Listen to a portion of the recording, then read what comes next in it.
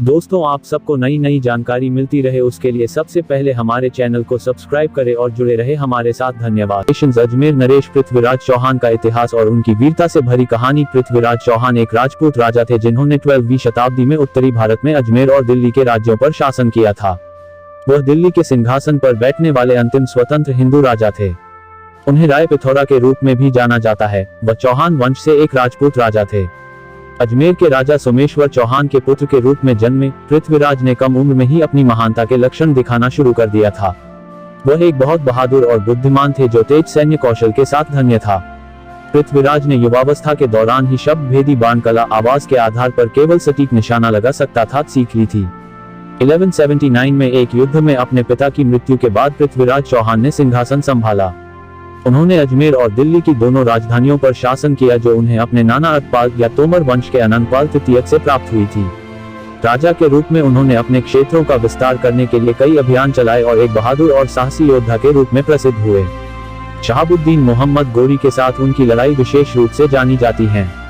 पूरा नाम full name Prithviraj Chauhan, जन्म तिथि बर्थ डेट 1149 ईस्वी, जन्म स्थान बर्थ प्लेस अजमेर, प्रसिद्धि कारण चौहान वंश के राजपूत राजा, पिता का नाम फादर नेम सोमेश्वर चौहान, माता का नाम मदर नेम कमला देवी, धर्म रिलीजन हिंदू धर्म, मृत्यु डेथ 1192 ईस्वी, मृत्यु स्थान डेथ प्लेस तारोरी। पृथ्वीराज चौहान का जन्म 1149 में अजमेर के राजा और कर्पूरी देवी के पुत्र सोमेश्वर चौहान के यहाँ अजमेर में हुआ।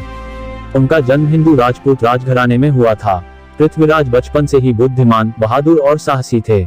उन्होंने अपने साहस से नाना अतपाल या तोमर वंश के अनंतपाल तृतीय को प्रभावित किया, जिसके बाद उन्होंने पृथ्वीराज को दिल्ली का उत्तराधिकारी नामित किया। पृथ्वीराज का शासनकाल और युद्ध सोमेश्वर चौहान की 1179 में एक लड़ाई में मृत्यु हो गई और जिसके बाद पृथ्वीराज ने राजा के रूप में सफल शासन किया और अजमेर और दिल्ली दोनों राजधानियों से शासन किया। राजा बनने के बाद उन्होंने अपने क्षेत्रों का विस्तार करने के लिए कई अभियानों पर काम किया। उनके शुरुआती अभियान राजस्थान के छोटे राज्यों के खिलाफ थे जिन्हें उन्होंने आसानी से जीत लिया। फिर उन्होंने खजुराहो और महोबा के चंदेलों के खिलाफ अभियान चलाया। वह चंदेलों को हराने में सफल रहे। 1182 में उन्होंने गुजरात के चौलाया पर हमला किया। युद्ध सालों तक चला और आखिरकार 1187 में उन्हें चाणक्य शासक भीम द्वितीय ने हराया। उन्होंने दिल्ली और ऊपरी गंगा दोआब पर नियंत्रण के लिए कन्नौज के गढ़वालों के खिलाफ एक सैन्य अभियान का नेतृत्व किया। भले ही वह इन अभियानों के माध्यम से अपने क्षेत्रों का विस्तार और बचाव करने में सक्षम थे, लेकिन उन्होंने अपने पड़ोसी राज्यों से खुद को राजनीतिक रूप से अलग कर लिया। शहाबुद्दीन मोहम्मद गोरी ने पूर्वी पंजाब के भटिंडा के किले पर हमला किया जो 1191 में पृथ्वीराज चौहान के साम्राज्य की सीमा पर था। चौहान ने मदद के लिए कन्नौज से मदद मांगी लेकिन उन्होंने मदद से इनकार कर दिया गया। अघोषित रूप से उन्होंने भटिंडा तक मार्च किया और तराइन में अपने दुश्मन से युद्ध किया और दो सेनाओं के बीच एक भयंकर लड़ाई हुई। इसे तराइन के प्रथम युद्ध के रूप में जाना जाता है। पृथ्वीराज ने युद्ध जीत लिया और मोहम्मद गोरी को पकड़ लिया। गोरी ने दया की भीख मांगी और दयालु राजा होने के नाते की पृथ्वीराज ने उसे रिहा करने का फैसला किया। उनके कई मंत्री दुश्मन को दया देने के फैसले के खिलाफ थे, लेकिन पृथ्वीराज ने सम्मानपूर्वक गोरी को रिहा कर दिया। गोरी को रिहा करने का निर्णय एक बड़ी गलती साबित हुआ। गोरी ने अपनी सेना को एक और लड़ाई के लिए तैयार किया। गोरी 1192 में चौहान को चुनौती देने के लिए लौटा, जिसमें 120 पुरुषों की सेना थी, जिसे तराइन की दूसरी लड़ाई के रूप में जाना जाता था। पृथ्वीराज की सेना में 3000 हाथी, 300 घुड़सवार और काफी पैदल सेना शामिल थी। गोरी जानता था कि हिंदू योद्धाओं को सूर्योदय से सूर्यास्त तक केवल युद्ध करने का रिवाज था, इसलिए उसने अपने सैनिकों को 5 हिस्सों में बांट दिया और तड़के सुबह हमला किया जब राजपूत सेना लड़ाई के लिए तैयार नहीं थी।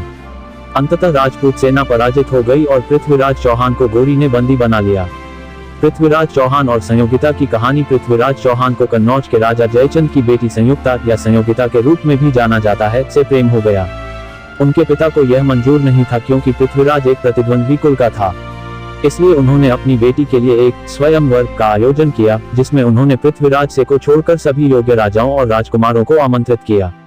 परंतु पृथ्वीराज चौहान उस स्वयंवर में पहुंचकर भरी सभा में संयोगिता का अपहरण कर अपने राज्य ले गए, जहां उन्होंने विधि विधान के साथ विवाह किया, जिसके बाद राजा जयचंद की पृथ्वीराज चौहान के घृणा और बढ़ गई थी।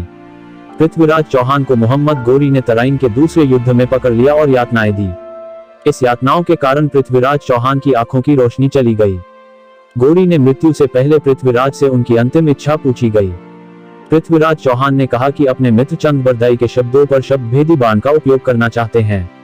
इस प्रकार चंद्रबरदई ने अपने दोहे के माध्यम से मोहम्मद गोरी की स्थिति और दूरी का वर्णन पृथ्वीराज चौहान को बताया, जिसके बाद पृथ्वीराज चौहान ने भरी सभा में मोहम्मद गोरी का वध कर दिया, जिसके बाद चंद्रबरदई और पृथ्वीराज चौहान ने स्थिति के देखते हुए अपने प्राण भी समाप्त कर लिए। महाराज की मृत्यु की सूचना मिलते ही महारानी संयोगिता और अन्य राजपूत महिलाओं ने अफगान आक्रमणकारियों के सामने आत्मसमर्पण करने के बजाय अपना जीवन समाप्त कर लिया। पृथ्वीराज चौहान की पत्नियों के नाम वाइफ नेम पृथ्वीराज चौहान की 13 पत्नियां थी, जिनके नाम निम्नलिखित हैं: यादवी शशिव्रता, कछवाही, पुडीरनी शशिव्रता, इंद्रावती, संयोगिता, गाहडवाल, जंभावती, पडेहारी, पमवारी, इच्छनी, दाहिया, जालंधरी, गुजरी, बडगुजरी, यादवी, Padmavati. Thanks for watching. See you soon with new story and support my channel. Keep watching.